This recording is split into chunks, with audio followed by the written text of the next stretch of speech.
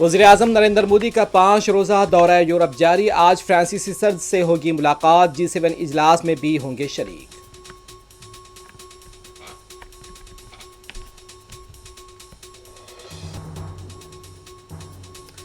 Signature mismatch case. TMC leader Abhishek Banerjee CID headquarter पहुंचे।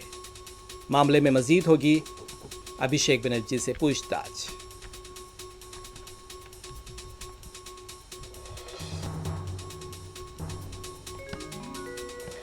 उत्तराखंड के सहासपुर में फिरकावाराना कशीदगी, एक शख्स हलाक 3 जख्मी।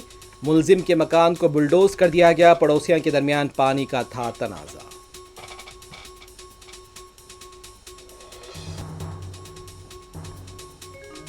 सरकारी इंतजामिया को हमावक्त चौकस रहना होगा। रियासत भर में भारी बारिशों के पेश नजर वजीर आला रेवंत रेड्डी का जायजा इजलास में आला हुक्काम को मशवरा।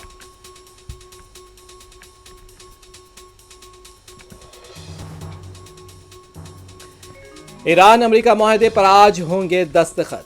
अमेरिकी सदर डोनाल्ड ट्रंप का फिर दावा, किसी मुआहदे पर दस्तखत नहीं होंगे। ईरानी पासदारान इनकलाब ने दी है इत्तला।